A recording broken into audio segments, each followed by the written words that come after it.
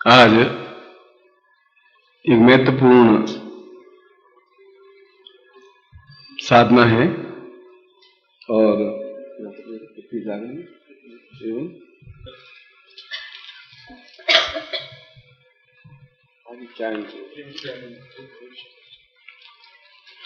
मैं ज्यादा से ज्यादा सामग्री देने की कोशिश की, उनका क्या क्या दिया है, इसलिए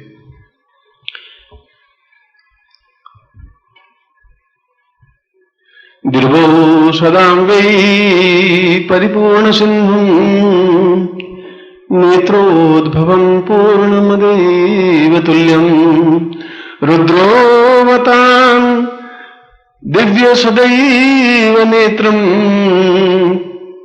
भूतो भविष्यत् परिमार्च दृष्टिं।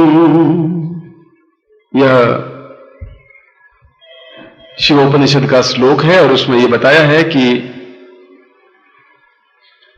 मनुष्य जीवन को पिछले 50,000 वर्षों में भी व्यक्ति समझ नहीं पाया है। इतनी अद्भुत रचना भगवान ने मनुष्य शरीर में की है कि इसका मैकेनिज्म और इसका निर्माण इतना जटिल है कि न डॉक्टर समझ पा रहे हैं और न ऋषि मुनि समझ पा रहे हैं। और इतना अधिक मस्तिष्क को कंप्यूटराइज किया हुआ है भगवान ने कि हजारों घटनाएं आपके माइंड में है, एक क्षण में आपको याद आ जाती है। आपको याद आ जाती है कि इस तारीख को मेरी शादी हुई, इस तारीख को मैं विदेश गया था, इस तारीख को ये घटना घटी थी, इस तारीख को ये हो गया था। ये सारा एक क्षण में, जैसे कंप्यूटर में बटन दबाते हैं याद आता है, वैसा कंप्यूटराइज्ड है।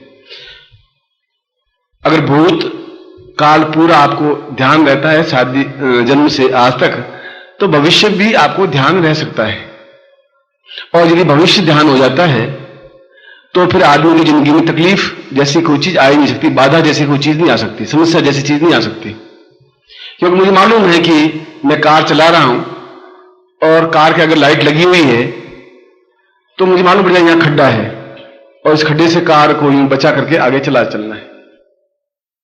तो उस खड्डे में पहिया गिर जाएगा और कार फंस जाएगी और या तो कार टूटेगी या पहिया टूटेगा या व्हील निकल जाएगा, मैं अपने गंतव्य स्थल तक नहीं पहुंच पाऊंगा। तो भविष्य दर्शन भी अपने आप में एक लाइट है जीवन की, यदि हमें ऐसा कुछ ज्ञान हो जाए।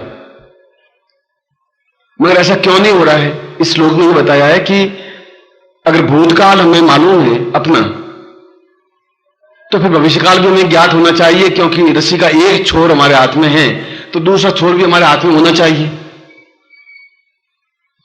इसलिए कि इस जटिल मस्तिष्क की या अद्भुत इस मस्तिष्क की जो रचना की गई है उसमें सैकड़ों तरह की ग्रंथियां हैं। ग्रंथियां कहते हैं एक से ज्यादा नाड़ियां मिलने से जो चीज बनती है उसको ग्रंथि कहते हैं। कहीं 5 नाड़ियों का गुच्छा होता है, जैसे मूलाधार है तो 7 नाड़ियों का गुच्छा है, कहीं 11 नाड़ियों का गुच्छा है, मूलाधार है, अनाहत चक्र है, स्वादिष्ठान चक्र है। तो ये नाड़ियों का गुच्छा है, आपस में मिलकर के एक चक्र का या एक कमल का जैसी तरीका बन जाता है। उस श्लोक में कहा है कि गणपति भी हमारे देवता हैं और गणपति कान हिलाते थे अपने, और कान हिलते हैं उनके क्योंकि गजानन है। और हम अपने कान हिला नहीं सकते, कोशिश करें हाथ तो हिला सकते हैं, पांव हिला सकते हैं, पर कान नहीं हिला सकते। क्यों नहीं हिला सकते? इसलिए कि कान को हिलाने की हमें जरूरत पड़ी ही नहीं जिंदगी में। बाकी सारे पशु कान हिलाते हैं और हम नहीं हिला पाते हैं। इसलिए कि जिस ग्रंथि का उपयोग करना छोड़ दिया वो ग्रंथि अपने आप में निष्क्रिय हो जाती है। हाथ की ग्रंथि बराबर काम का एक्टिव है, इसलिए हाथ चल रहा है। और आप देखें कि हठयोगी कुछ होते हैं, ये वहां हाथ खड़ा करके 1 साल 2 साल खड़े रहते हैं, फिर हाथ नीचे उनका आता ही नहीं, क्योंकि वो जाम हो जाता है उनका, क्योंकि उस ग्रंथि का उपयोग किया ही नहीं। जो किया नहीं तो अपने आप में जाम हो गया। इसी प्रकार से मस्तिष्क में एक ग्रंथि है जिसको तृतीय नेत्र कहते हैं, तीसरा नेत्र कहते हैं, भविष्य दर्शन कहते हैं, भविष्य सिद्धि कहते हैं। वो ग्रंथि, वो नाड़ियों का गुच्छा, उसको कभी हमने जागृत नहीं किया, जरूरत पड़ी नहीं। भगवान के भरोसे सब ठीक, भगवान देख लेगा। कल क्या होगा भगवान के भरोसे। अग्नि करे न चाकरी, पंछी करे न काम, दास उनका कह गए, सबके दाता राम, भगवान अपने आप देगा। भगवान अपने आप देखा देता होते हुए हमारी उस ग्रंथि निष्क्रिय हो गई। हमारे ऋषियों को ज्ञात थी और ऋषि अपने गुरुओं के माध्यम से उस ग्रंथि को जागृत कर लेते थे, मगर हमें यह भी मालूम नहीं कि मस्तिष्क में वो ग्रंथि कहां पर है, कैसे जागृत की जाती है, किस उच्चारण से, किस मंत्र से की जाती है, कैसे की जाती है, उसका उपयोग भूल गए तो वो छोर हमारे हाथ से निकल गया, वो रस्सी का वो दूसरा धागा निकल गया और हम भूतकाल तो देखने की ज्ञात रह गई हमें, पर भविष्य काल देखना भूल गए हम। और ये हमारे जीवन का सबसे बड़ा दुर्भाग्य हो गया और हम आशंकित हो गए, डर गए कि भगवान जाने कल क्या होगा, बुढ़ापे में क्या होगा, ये बेटा हमारा होगा कि नहीं होगा, ये बेटी की शादी होगी कि नहीं होगी, होगी तो कब होगी, हमारे जीवन में तकलीफ आएगी कि नहीं आएगी, आएगी तो कैसी आएगी, कब आएगी, कुछ हमें ज्ञात नहीं है। हम एक अंधेरे के रास्ते में गतिशील हैं, भयशील हैं, इसलिए न मालूम कब क्या हो जाएगा। और ऋषियों ने तो श्लोक में ये बताया कि वो हमारे हाथ में है, उनको तो पूरा ज्ञात होता था कि आगे ये होता था। भृगु संहिताएं लिखी हुई है, उसमें प्रत्येक मनुष्य के भविष्य को लिखा हुआ है और वे भूतकाल भी बता देते थे तो भविष्यकाल भी बता देते थे। इस प्रकार की साधना को त्रिनेत्र साधना कहा गया। तीसरा नेत्र, ये दो नेत्र तो देखते ही हैं, उस तीसरा नेत्र भगवान शिव का जैसा तीसरा नेत्र होता है जिसके माध्यम से वो श्राप भी दे सकते हैं, वरदान भी दे सकते हैं और भविष्य भी देख सकते हैं। तीनों क्रियाएं उस ग्रंथि के माध्यम से ऐसा संभव है जो कि आपके आज्ञा चक्र से लगा करके और यहां तक की एक ग्रंथि है, उस ग्रंथि के माध्यम से यह सब कुछ संभव है। और जब तक इस ग्रंथि को हम जागृत नहीं करेंगे, चैतन्य नहीं करेंगे, तब तो उस ग्रंथि का उपयोग नहीं हो सकेगा। ये ढोलक पड़ी है, जब तक इसका उपयोग नहीं कर सकेंगे तब ढोलक पड़ी रहेगी, नहीं बजेगी। जब आप इसके थोड़ा सा बजाएंगे हाथ, ये बजने लग जाएगी। टीवी पड़ा है और आपको ज्ञान नहीं है कौन सा बटन दबाएं, तब तो टीवी पड़ा है। और जिस दिन आपको ज्ञान हो जाए, बटन दबाया, टीवी में चलचित्र आने शुरू हो जाएंगे। जिस दिन आपका तीसरा नेत्र जागृत हुआ, अपने आप आपका आगे का पूरा लास्ट लाइफ के अंतिम क्षण आपको मालूम पड़ जाएगा कि मैं कहां कहां क्या समस्या आएंगी। उस समस्याओं के लिए पहले से ही आप सावधान हो जाएंगे कि ये समस्या आएगी, इसका समाधान ये है। फिर ये समस्या जिंदगी में प्रॉब्लम नहीं आएगी कि क्या होगा, ये चीज आपके माइंड में नहीं आएगी। और ये सबसे बड़ा सौभाग्य होगा आपका। ये बहुत बड़ी कुंजी है आपके जीवन की कि अगर भविष्य आदि को ज्ञात हो जाए तो भय रहित बन जाएगा, निर्भय बन जाएगा, निर्द्वंद्व बन जाएगा, निश्चिंत हो जाएगा, सब कुछ प्राप्त कर सकेगा। यह अज्ञात भय जो हरदम एक तनाव सा माइंड में रहता है, वो तनाव तो समाप्त हो ही जाएगा। महीनों बाद ये समस्या होगी मेरी लाइफ में, ये खुशी के दिन जाएंगे, 4 महीने बाद ये घटना घटेगी, 12 महीने बाद ये घटना घटेगी, 80 साल की उम्र में ये घटना घटेगी, 52 साल की उम्र में मर जाऊंगा, इस तारीख को मर जाऊंगा, 10 बजे मरूंगा, घर के आंगन में मरूंगा, गंगा किनारे मरूंगा कि जंगल में मरूंगा। अब उस क्षण को आप अपने हाथ से हटा दीजिए, आयु आगे बढ़ जाएगी आपकी। नहीं तो आप सड़क के बीच में खड़े हो, जो ही कार आए सड़क के बीच में खड़े हो जाइए, आपको चल के एकदम से कार तो निकल जाएगी, तो ब्रेक लगाता लगाता लगेगा और आप मर जाएंगे। आपने गुरुजी आपने 72 साल की उम्र कही थी, मैं तो आज ही मर गया। आज मर गए क्योंकि उस जगह पर आप खड़े हो गए जहां मृत्यु जा रही थी। आपको मालूम हो जाए कार आ रही है, एकदम से एक कदम इधर सरक गए तो कार निकल गई, आप बच गए। ऐसी स्थिति को अकाल मृत्यु कहते हैं। वो मृत्यु है, ये अकाल मृत्यु, समय से पहले की मृत्यु है। ये समय से पहले का भय है। क्या होगा, भय आएगा तो जैसे मैंने बताया अपनी लाइफ को बचा सकते हैं उस कार से, उस समस्या से भी अपने आप को बचा सकते हैं। यह तब संभव हो सकता है जब हमारा तृतीय नेत्र जागरण हो, और जब तृतीय नेत्र जागरण होगा तब भूत और भविष्य अपने आप में सारा स्पष्ट हो जाएगा, खुद का भी सामने वाले का भी। किसी को देखते ही ये आदमी बेईमान है, ये अच्छा है या बुरा है, ये घटिया है, ये मुझे धोखा देगा, विश्वासघात करेगा, ये लाभदायक रहेगा, ये अच्छा मित्र है कि नहीं है, इसकी जिंदगी में क्या घटनाएं घटी हैं और आगे क्या घटेंगी, एक क्षण में आपको सब कुछ ज्ञान हो जाएगा। इससे बड़ी और कोई साधना जिंदगी में हो ही नहीं सकती। किसी के जीवन को देख करके उसके जीवन को बचा देना, उनकी समस्याओं का समाधान कर देना और अपनी जिंदगी को खुशहाल बना देना, ये छोटी चीज नहीं है, अद्भुत चीज है, आश्चर्यजनक चीज है। यदि आपको इसका ज्ञात रास्ता मालूम हो, यदि आपको कार ड्राइविंग करनी आती हो तो आप कन्नाट प्रेस किया ठेठ चंडीगढ़ भी पहुंच जाएंगे। और ड्राइविंग करनी नहीं आती है तो पढ़िए, मैं आपको ड्राइविंग करना सिखा रहा हूं कि ये तीसरा नेत्र कैसे जागरण हो सकता है। तो करेंगे तो आप, वो तो करना तो आपको है। मैं तो केवल एक रास्ता बता सकता हूं। मैं आपको तालाब के किनारे ले जा सकता हूं, मैं गंगा किनारे ले जाके आपको कह सकता हूं कि पानी भी ठंडा है और बहुत निर्मल है, पवित्र है। अब तुम ठूंठ की तरह खड़े ही रहो, नहीं पियो पानी तो फिर जबरदस्ती पटक करके छाती पर बैठ करके तो पानी पिलाने से रहा, ये मेरी सभ्यता भी नहीं है। कुछ आप नमन्ति फणिनो वृक्षा नमन्ति गुणनो जना, झुक करके बात कौन करता है? फलदार पेट झुका रहता है, और बुद्धिमान व्यक्ति भी झुकी हुई बात करता है, झुकता है। नमन्ति गुणनो जना शुष्क काष्ठम च मूर्खम च न नमन्ति कदाचन, सूखी लकड़ी और मूर्ख झुकता ही नहीं, अकड़ के खड़ा रहता है। बस गुरु क्या होते हैं, देवता क्या होते हैं, तो बहुत महान बुद्धिमान उसको हम कहते हैं। मूर्ख कहने तो थोड़ा अच्छा नहीं लगता, कि महाबुद्धिमान। जैसे ब्राह्मण है, महाब्राह्मण किसको कहते हैं? एक शब्द है महाब्राह्मण। जो चंडाल होते हैं, ये जो संसार में काम करते हैं, उनको महाब्राह्मण कहते हैं, तो हम उनको महाबुद्धिमान कहते हैं। तो आप बहुत अक्ल के दीवाले हैं और मूर्ख हैं भयंकर, पर मैं कहता हूं आप महाब्राह्मण, महाबुद्धिमान है। अब वो समझ जाए, मैं खाए के लिए कहूं भाई तुम मूर्ख हो, अर्थ तो वही है। इसलिए काठ, सूखा काठ नहीं झुकता, पर फलदार पेड़ झुकेगा।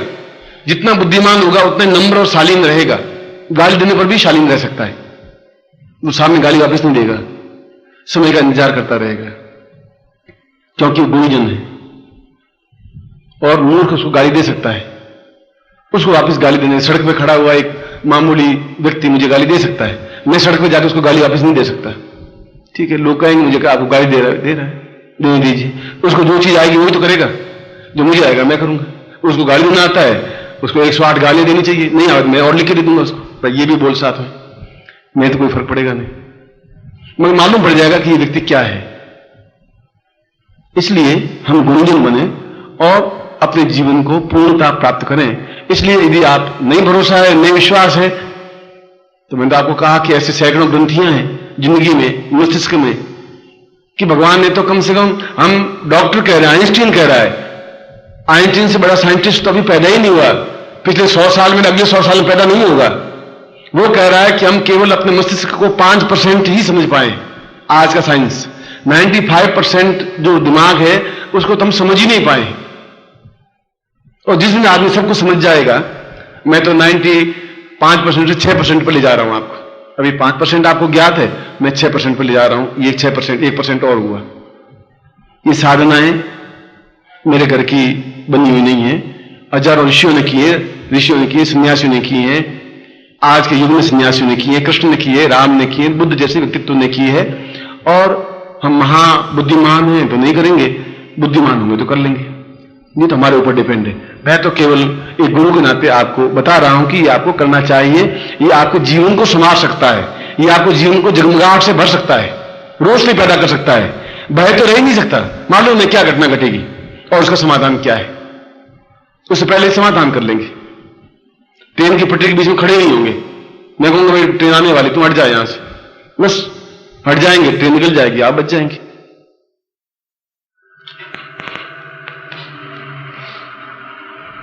ये आपके सामने आ गया, अभी अंधकार था, आया नहीं अंधकार, आप रोशनी भर दी नहीं भरी, दोनों आपके सामने प्रत्यक्ष उदाहरण है। साधना तो बिल्कुल सामने खड़ी है, भैया ये अंधकार है, कुछ दिखाई नहीं दे रहा, मतलब आप मुझे देख रहे हैं, मैं आपको देख रहा हूं, अंधकार में देख रहे हैं, बस चल रहे हैं, अब वापिस आपको रोशनी में खड़ा कर दिया है। दोनों स्थितियां आपको समझ, मैं बात कह रहा हूं, प्रकृति भी वही समझा रही, भगवान भी समझा रहे, देख ले भैया ये घटना घट गई, तुम्हारे सामने घटी, अंधकार में रहना चाहें मर्जी आपकी, रोशनी में आपको दे ही रहा हूं। ये रोशनी है, रोशनी बड़ी आनंददायक है, हवा है, पंखा है, आप मुझे देख रहे हैं, मैं आपको देख रहा हूं, और इससे ज्यादा क्या चाहिए। इसलिए आज का यह प्रयोग महत्वपूर्ण प्रयोग है, और इस प्रयोग को मैं आपको संपन्न करवा रहा हूं, और कठिन नहीं है, कठिन तो कोई चीज है ही नहीं, कठिन हम समझ रहे हैं, दुख कोई चीज होती नहीं, दुख हम समझ रहे हैं कि दुख है, दुख क्या चीज है, कोई गाली देगा तो कोई दुख है ही नहीं, हमें घर में पत्नी लड़ेगी हमको दुख है नहीं, पैसा नहीं है, नहीं है, ठीक है, हम सह सुखी आराम से, कोई बात नहीं, इतनी सी निर्वाह कर लेंगे, दे रहा है तो ठीक है, तो फिर दुख नहीं होगा। हम पड़ोसियों को देख देख के दुखी होते हैं, साला टाटा इतना कमा रहा है, मैं कुछ नहीं कमा रहा हूं, ये पड़ोसी के 8 बच्चे पैदा हो गए, मेरे 3 ही है, साला क्या करूं, उससे तो आप दुखी होते रहे, उसका तो मैं क्या कर सकता हूं, अब 3 तुम्हारे हुए, तुम 12 पैदा करो, मैं तो मना थोड़ी कर रहा हूं।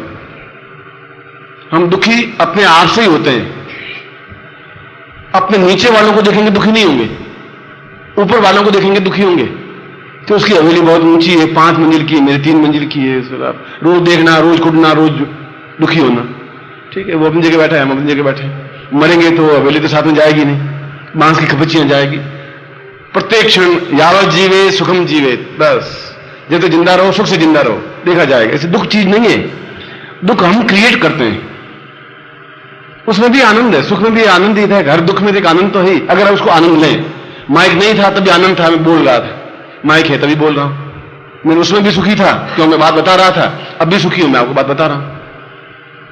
मैं उसमें दुखी था, मैं इसमें दुखी हूं।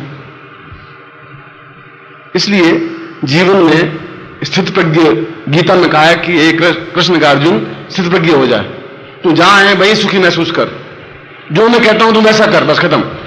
तुम अपने दिमाग से चलोगे, तुम्हें इतनी बुद्धि नहीं है, क्योंकि कृष्णम वंदे जगत गुरु, मैं जगत गुरु हूं, एक भारत का नहीं, जगत गुरु। उस दृष्टि से मुझे देख लेगा तो मैं अपने आप इस महाभारत के युद्ध को पार कर लूंगा, और तुम्हारे जीवन के युद्ध को मैं पार कर दूंगा अपने आप में सुख से, यदि आप जैसा मैं रास्ता बताऊं उस रास्ते से चलोगे तो। और निश्चित रूप से आप चलेंगे, और इस जीवन रूपी महाभारत युद्ध में आपको पार करके विजय करके दिखा दूंगा, मैं आपके साथ में हूं, और प्रत्येक क्षण आपके साथ में हूं।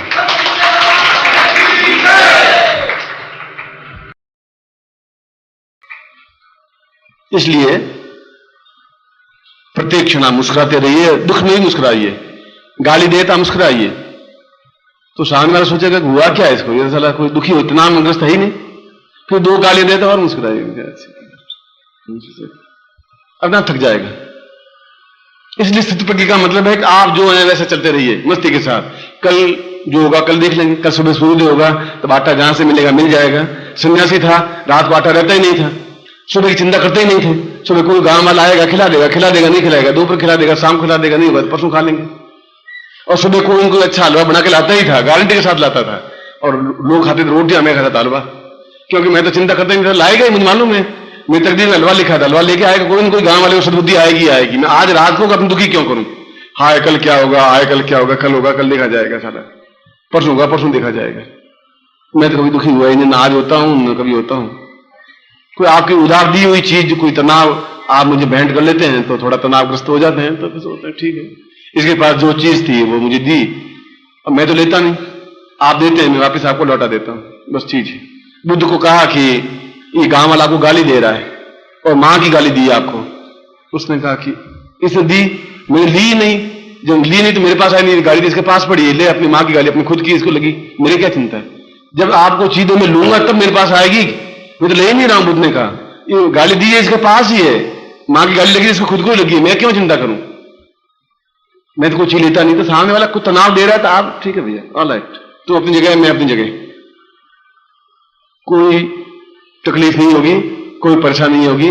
और फिर चारवाक कहते हैं कि अगर आपके ऊपर कर्जा है तो आप दुखी मत होइए, कर्जा है तो चलते रहिए, क्योंकि ये तो पक्का ऐसा भी ऋषि हमारे, उनको भी हमने ऋषि कहा है, अगर वशिष्ठ को ऋषि कहा है तो जो ये ज्ञान दे रहे वो भी हमारे ऋषि है, हम तो प्रत्येक आदमी को अपनाया है। चारवाक कह रहा है कि आप कर्जा लेते रहिए, एक बार में एक आदमी से दूसरी बार और लीजिए, तरीके से लीजिए, एक बार लीजिए कि मुझे 100 रुपये उधार चाहिए, वो दे देगा दोस्त है, अब दूसरी बार भी उसी से लेना है, ये आपकी जुक्ति है। क्या हो गया, मां बहुत बीमार है, सीरियस है, और सर्वोदय में भर्ती करवाना है, मगर सर्वोदय की फीस 100 रुपये, उससे मां बीमार है तो क्या करेंगे, ये ले 100 रुपये, अब आपने बुद्धि से 100 रुपये और लिए, वो चारवाक कह रहा है, मैं नहीं कह रहा हूं, हमारा ऋषि ये भी कह रहा है, और तीसरी बार भी उसी से लेना है हमें, तीसरी बार हड़बड़ाते हुए जाना है, उसने क्या हुआ, मां डेथ हो जाए, 200 रुपये मांगे, डॉक्टर ने कहा उसने ऑपरेशन करना पड़ेगा 200, और मां मर जाएगी, कुछ नहीं ले 200 रुपये। आप 20 बार उसे उधार ले लेते हैं तो आप पक्के योगी हैं, बस खत्म, ये समझ लीजिए। अब कैसे लें वो आपकी मर्जी है।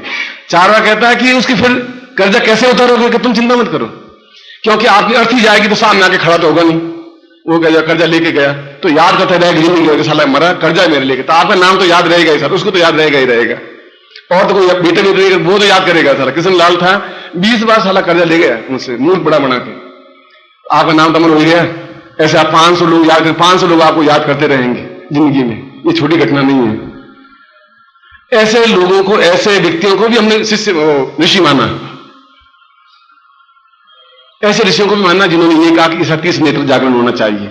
इसे कल की चिंता मत करिए, आज के क्षण में जीवित, इस क्षण में जीवित रहिए, अगला जीवन देख लेंगे, मगर अगला भविष्य ज्ञात हो तब, और धैर्य से अगले क्षण में जो निश्चय कर लिया कि मुझे इसको प्राप्त करना है तो करना ही है, 6 महीने लगे, साल भर लगे, 2 साल लगे, 5 साल लगे, लेकिन अंतिम क्षण में भी प्राप्त कर लूंगा तो कर लूंगा, फिर मैं करूंगा जरूर। बस ये दृढ़ निश्चय होना चाहिए, ऐसा बनूंगा ही बनूंगा। अब उसमें बाधाएं, ऑब्स्टिकल, समस्याएं आएंगी तो आने दीजिए, आए तो उसको पास में बिठाइए, बात करिए, उस प्रॉब्लम से पूछिए, भाई तुम क्यों आई, आज तो मैं फ्री हूं नहीं, चल बैठते पास में, समस्या है उसको बिठा दीजिए, वो तो आपके साथ पैदा हुई है, चिंता मत करिए। मगर इस साधना को क्षमता के साथ पूरी तरह से करिए, क्योंकि ये साधना अपने आप में एक अद्भुत है। ये साधना भविष्य को देखने की सिद्धि है, ये मनुष्य को देवता बनाने की सिद्धि है, ये भवसागर में छलांग लगाने की क्रिया है, जीवन को जगमगाहट से भर देने की साधना है। अब मैं ये साधना प्रारंभ करवा रहा हूं। सबसे पहले गणपति स्मरण करते हैं। ओम शुंखस्य दंतश्च कपिलो गजकर्णक लंबोदरश्च विकटो विघ्नाशो विनायक धूम्रकेतुर्गुणाध्यक्षो भालचंद्रो जानन द्वादशैतानि नामानि अपठे शृण्वाद्भि विद्यारंभे वाहे च प्रवेशे निर्गमे तथा संग्रामे संकटे चैव विघ्नस्य न जायते शुक्लांबरधरं देवं शशिवर्णं चतुर्भुजं प्रसन्नवदनं ध्यायेत् सर्वविघ्नोपशान्तये। श्रीमन्महागणाधिपते नमः। लक्ष्मीनारायणाभ्यां नमः। उमामहेश्वराभ्यां नमः। सचिवृंदराभ्यां नमः।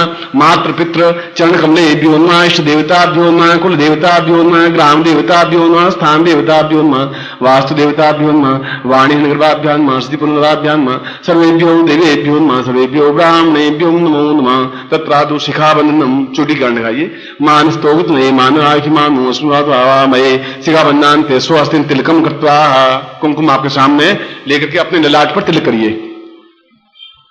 नमो शून्यताय सहस्र मूर्ते सहस्र पादाक्षरोरुभावे सहस्र नामने पुरुषाय शाश्वते सहस्र कोटिधारणे नमः। तत्रादु यज्ञोपवीतम धारयामि नमः। यज्ञोपवीतमिति परमेश्वर श्रीमुक्ता धारणे विनियोग। यज्ञोपवीतम परमं पवित्रं प्रजापतिरिया सैजन पुरुषात् आयुष्मग्रम प्रतिमुंज शुभ्रम यज्ञोपवीतम ब्रह्मस्त्रीस्तां नहियामि।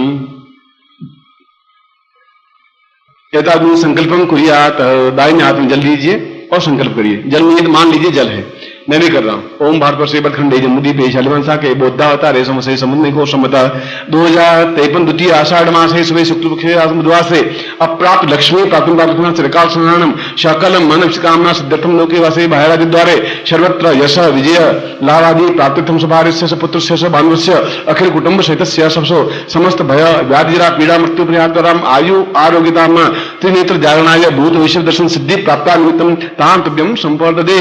छोड़ दीजिए।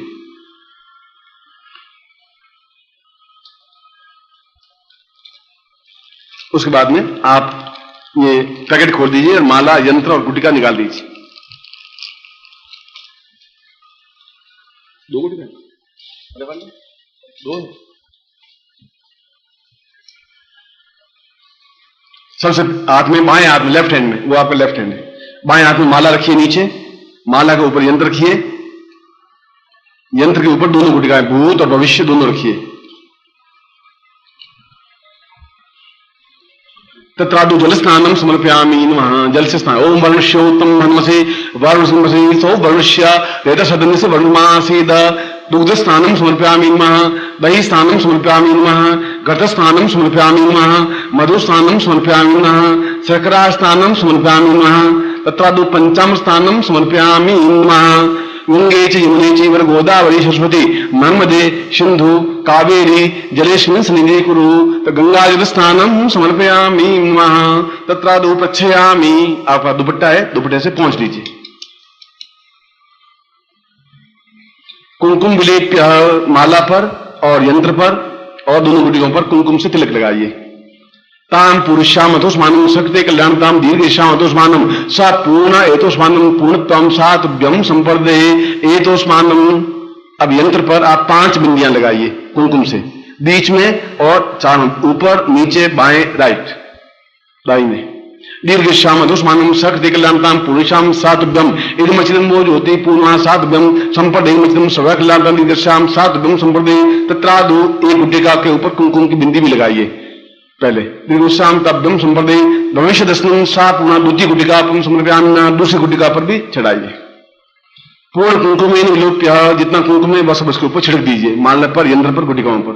गंध द्वाराम द्वारा नित्य पुष्टक विशेषभूत नाम ताम्योपवेश्यम।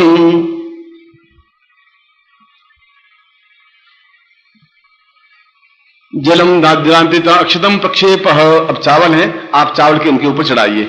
ओम दीर्घायुत्वाय बलाय वर्चसे सुप्रजास्तवाय सहस्रा अथो जीव सर्द शतम पूर्णा बलिपराम पतसु पूर्णा पुनरापत वस्तुखाम ऊर्जगुम शतकृतो हो चित्तिं जूम मनसागरेण यथा देवा या गमनीति होत्रा रेता व्रता पति विशुष्य भूमनो जुवम विश्वक्रमणे विश्वाहादा बेगुमवि सप्तते अग्नि समिधा सप्तजिह्वाः श्रद्धां प्रियाणि।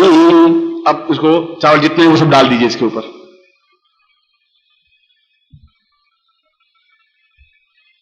अब दोनों हाथों में यंत्र को यों का त्यों लीजिए और आंखों के ऊपर यों रख दीजिए। ललाट पर दोनों हाथ लगे होने चाहिए आपके, और सीधा हाथ रखिए जैसे मैं रख रहा हूं ऐसा। बस दीर्घातस्मानं शक्तिकलंतम दीर्घोषा दीर्घातस्मनि पूर्वादोस्मानं सा भविष्य दर्शनं सा पुनः भूतकाल सिद्धि हेतुस्मानं शक्तिकलंतम दीर्घश्यवतोस्मानं सा पूर्वासा चैतन्यं परिपूर्णा अथोस्मानं सा नेत्रिभूता लक्ष्मी चित्तिं जुगुं शक्तिदा देवा इहा गमन वीति होत्रा रेता व्रता पत्ये विशुष्य भूमनो जुहुं विश्वक्रमणे विश्वाहादा बेगुमवि सप्तते अग्नि समिधा सप्तजिह्वाः सप्तदान प्रियाणि सप्त उत्तरा सप्तत्वा यजन्ति सप्तयो नीरा पुनः प्रतेन स्वाहा शुक्र ज्योतिश्च चित्र ज्योतिश्च सत्य ज्योतिष ज्योतिकुमाश्च शुक्रश्च पाश्चात्यगुहाः एन्चान्या दंचपति सदंचा मितश्च सम्मितश्च सबराः रेतश्च सत्यश्च ध्रुवश्च धरुणश्च दर्ता चविदर्ता चविधारयः रेता जिच्चा सत्य जिच्चा श्रीनजिच्च सुखेन अंतिम प्रसन्नूर्य मित्रश्च गणाः ये द्रक्षास एता द्रक्षास ऊखुना स द्रक्षास एतना मिता षष्ठ सम्मिता सोनो अद्य सबरसो मरुतो जग्नेयस्मिन्ना समाष्ट प्रघासीच शांतपनश्च ग्रहमेधि च क्रीडे च साके चौज्जेखी। अब दोनों हाथ वापस सीधे कर लीजिए और सामने देखिए। उग्रश्च भीमश्च धूमिश्च साहस्वांश्चाम भीगवान च विक्षिप स्वाहा तत्रादु ताम पूर्णातु स्वांकम चंतम तान प्रतिष्ठान कुर्यात तत्रादु अमुक गोत्रोत्पन्नो हम, अपना गोत्र बोलिए। अमुक शर्मा हम, अपना नाम बोलिए। ताम पूर्णता प्राप्ता निमित्तम मम ग्रहे और मम मस्तिष्के ताम भूतकाल भविष्यकाल सिद्धि ताम स्व इह पूर्व प्रत्येक चराचर ताम स्त्री पुरुष साम दीक्षां द्रष्टव्यम सा तृतीय नेत्र जागरणाय सा गुरुमुखेन मंत्रं प्राप्यते सा चैतन्य भविष्य सिद्धिं प्राप्तानिमित्तं भूतकाल सिद्धिं प्राप्तानिमित्तं वर्तमान सिद्धिं प्राप्तानिमित्तं सर्वा त्रिनेत्र जागरणाय एतस्मान् सा तुभ्यं संपर्ददे। ये चावल है, ये चावल अपने ऊपर छिड़क दीजिए लेकर के।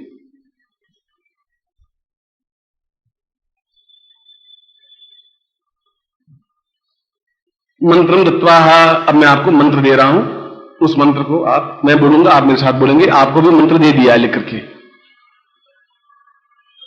बोलिए। ओम ह्रीं क्लीं भूत भविष्य वर्तमान दर्शय ह्रीं क्लीं फट। ओम ह्रीं क्लीं भूत भविष्य वर्तमान दर्शय ह्रीं क्लीं फट।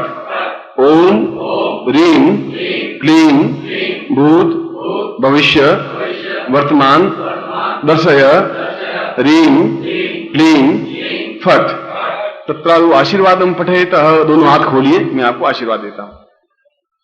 मंत्रार्था सफला संतु पूर्णाम संतु मनोरथा शत्रुनाम बुद्धिनाशोस्तु मित्राणाम दिस्त्वा ऋग्वेद यजुर्वेद सामवेदो इथर्णा ब्रह्मवाक्यस्थान्त्यं नन्तीं तशत्रुमान् अक्षतान् प्रस्थितोन्त्यं गृह्णन्ति नरा चत्वारो वर्तते लक्ष्मी आयु बुद्धि यशो बलम शीर्वशमारोग्यम मातत्मं मयि दान्यं धनं पुष्पलाभं सत्संवत्सरं दीर्घमायुं शेषदे लक्ष्मी पत्न्यां बहुरात्रे पार्श्वे नक्षत्राणि रूपस्नोगातम् इष्णं निखाणां मिखाणा सौलोकं मैखाणां मम शिष्याणां पूर्ण सिद्धि प्राप्ता तुभ्यं संपर्ददे। इसके केवल 5 बिंदु हैं जो आपको ध्यान रखने हैं। एक बिंदु तो ये कि ये रोज 11 माला मंत्र जाप करने का विधान है। दूसरा, यह भूत भविष्य सिद्धि माला से मंत्र जाप होगा। प्रत्येक साधना करवाने से पहले मैं यंत्र को सिद्ध कर लेता हूं जो आपको देने हैं, उस माला को सिद्ध कर लेता हूं जो आपको देनी है। स्त्रियां सब एक जैसी हैं, सभी 2 आंख और 1 नाक और 2 कान और 2 हाथ पैर वाले हैं। एक बहन है, एक बेटी है, एक पत्नी है, एक प्रेमिका है, 4 औरतें तो हैं, 4 अलग अलग चीजें। मालाएं सब एक जैसी होती है पर मंत्र सिद्ध करने पर वो अलग अलग होती है। इसलिए भूत भविष्य सिद्धि माला से मंत्र जाप करने पर सफलता मिल पाएगी। ये आप अपने पूजा स्थान में माला, माला के ऊपर यंत्र, यंत्र के ऊपर दोनों गुटिकाएं रख करके फिर मंत्र जाप करेंगे। और रात्रिकालीन साधना है, रोज 11 माला मंत्र जाप करना है और 11 दिन तक करना है। उसके बाद चाहें तो 1 माला मंत्र जाप और कर सकते हैं, मगर 12वें दिन 11 दिन करने के बाद में ये यंत्र और ये माला और ये गुटिकाएं रख देनी है। यंत्र और माला दोनों और वो माला तीनों नदी में प्रोवाइड कर देने। गुटिकाएं दोनों पूजा स्थान में रहेंगी आपकी। उसके बाद भी अगर टाइम मिले 1 माला मंत्र जाप करना है, आप पूछें किस माला से करें बाद में, फिर बाद में आपको मालूम पड़ जाएगा कि 1 माला मंत्र जाप करने में मुझे 5 मिनट लगते हैं, तो 5 मिनट तक ये मंत्र जाप करेंगे तो 1 माला हो जाएगी। पर 11 दिन तक इस माला का, उस बोध भविष्य सिद्धि माला का प्रयोग करना जरूरी है। आप कहते हैं इतनी कीमती चीज है, आप गंगा में क्यों प्रोवाइड करते हैं, नदी में क्यों फेंकवा देते हैं? इसलिए कि आप जो साधना करना चाहते हैं वो जल देवता के माध्यम से आपने जो मंत्र किया है वो वहां तक पहुंचे और वहां से वापस आपको सफलता मिले, सिद्धि मिले, वो एक सर्कल बनेगा। इसलिए उसको प्रोवाइड करना है, उसमें फिर लालच करने की जरूरत नहीं। जो हमारे घर में जरूरत है वो पूजा स्थान में रख देंगे। वो तो कोई पहनना चाहे तो पहने, या फिर पूजा करते समय पहने, मंत्र जाप करते समय वापिस पूजा में रख दें। इसमें केवल तेल का दीपक लगाएं, कोई भी तेल हो, दीपक लगना जरूरी है। जब तक आप मंत्र जाप करें तब तक सारी रात जगाने की जरूरत नहीं है। इसके अलावा और तीसरा कोई विधान नहीं, धोती पहने, ये दुपट्टा जरूर ओढ़े, औरतें हो तो साड़ी पहने और फिर मंत्र जाप करें। इस प्रकार से 11वें दिन ही आपको अपने आप में अगर आप पूर्ण मनोयोग पूर्वक, श्रद्धा पूर्वक, पूर्ण क्षमता पूर्वक साधना करते हैं तो शास्त्र में विधान है कि 11वें दिन सफलता मिलती ही है और मिली है। आवश्यकता है कि आप दृढ़ निश्चय होकर के, पूर्ण अनुरक्त होकर के, डीप में एकदम उसमें अनुरक्तता कर दे। उसके अलावा कुछ दिखे उस मंत्र के अलावा, इतनी गहराई के साथ में आप करें। और मंत्र जब से पूर्व गुरु पूजन कर लें, मंत्र जब के बाद में भी गुरु पूजन कर लें, या गुरु मंत्र की 1 माला फेर दें, ओम परमता नारायण गुरु व्योम, या आपके जो भी गुरु हो उनकी 1 माला मंत्र जाप कर दें। गुरु का चित्र हो तो घर में अवश्य ही स्थापन करें, पूजा स्थान में, छोटा या बड़ा जो भी है, उनके सामने उसकी पूजा करें। बाकी मेरा आपको आशीर्वाद है कि आपको पूर्ण सफलता मिले, मगर आपको सफलता मिले ये जरूरी है। जिस दिन आप मुझे, आप में से 5-25 लोग भी आगे कहेंगे कि हमें सफलता मिली है, शायद मेरा सीना इसमें 1 गज का है तो 8 गज का हो जाएगा उस दिन, कि लड़कों को सिद्धि मिल गई, इससे ज्यादा और मुझे क्या खुशी होनी चाहिए। ऐसा ही मैं आपको आशीर्वाद देता हूं। त्वमेव माता च पिता त्वमेव